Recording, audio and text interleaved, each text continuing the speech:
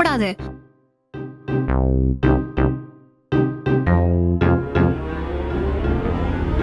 Doctor என்ன பண்ணுறீங்க doctor? உன் பாய் சிரன் புலி ராஜாவை செக் பண்ணுறேன். அதை பிடிக்கணுமா? பிடிக்காம இருந்தா பிடிப்பு எப்படி தெரியும்?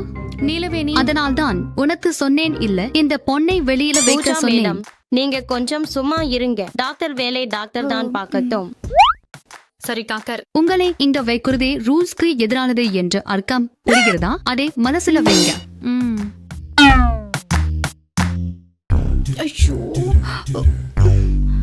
மிஸ்டர், ஏதாவது புரிகிறதா? இப்போது காமமான தொடுதல் என்றால் தெரியும், ஆனா உள்ளே அசைவென்னும் தெரியலை மேடம். நான் அந்த தொடு பற்றி அல்ல மிஸ்டர், நான் கேட்டது ஏதாவது காமத்தோடு உணர்கிறீர்களா என்று. மேடம், நீங்க பிடிச்சீங்கன்னா தெரியும். நான் அவன் கேர் ஃப்ரெண்ட். நான் பிடிச்சா அவனுக்கு காதல் தொடுதல் தெரியும். நீலவேணி. பூஜா மேடம், நீங்க கொஞ்சம் சும்மா இருங்க. ட்ரீட்மெண்ட்.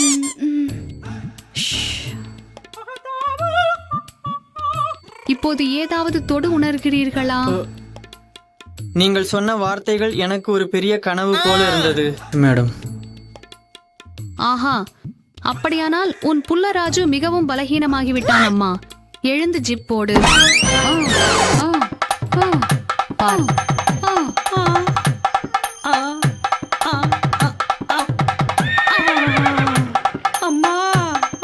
கொஞ்சம் இறுக்கிவிட்டாள்.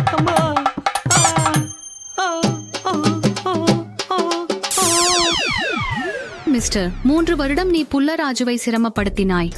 அதுக்கு தானே இது விளைவு. டாக்டர், இதுக்கு தீர்வு இருக்கா? எங்கே வந்து என்ன கேட்கிறாய் பூஜா?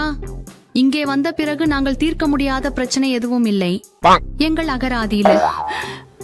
அம்மையா, தேங்க்யூ மேடம். கவலைப்படாதீர்கள் மிஸ்டர், உன் புள்ளி ராஜுவின் எதிர்காலம் வீணாகும் வகையில் நான் விடமாட்டேன். நான் இருக்கிறேனே. நீங்கள் இருக்கிறீர்கள் என்பதால் தைரியமாக இங்கே வந்தேன் மேடம். சமரம் சுஜாதாவை நம்பும் மக்களுக்கு காதல் பிரச்சனைகள் அருகிலும் வராது. அம்மா, அம்மா,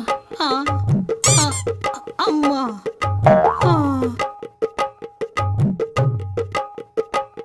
உங்களுக்கு 4 மாத்திரைகள் எழுதுகிறேன். இன்று மதியம் 1, இரவு 1, நாளை மதியம் 1, நாளை இரவு 1.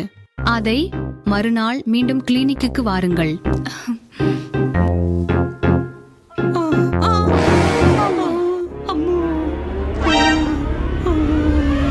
Doctor madam. என்ன எர்ரப்பா மாதிரி இருக்கிறான்? ஏன் கத்துகிறான்? வா போய் பார்ப்போம்.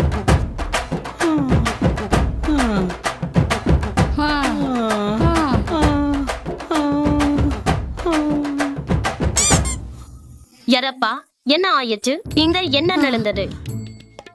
எங்காவது முள்ளு லாக் மேல் விழுவாள், ஆனா இந்த நேரே முள்ளு மேல் விழுதுட்டா மேடம். என்ன ஆயிற்றுரா? சரியாக சொல்லி தொடரு. என் அவதாரம் பார்த்தும் இப்படி கேட்கிறீர்கள் எப்படி?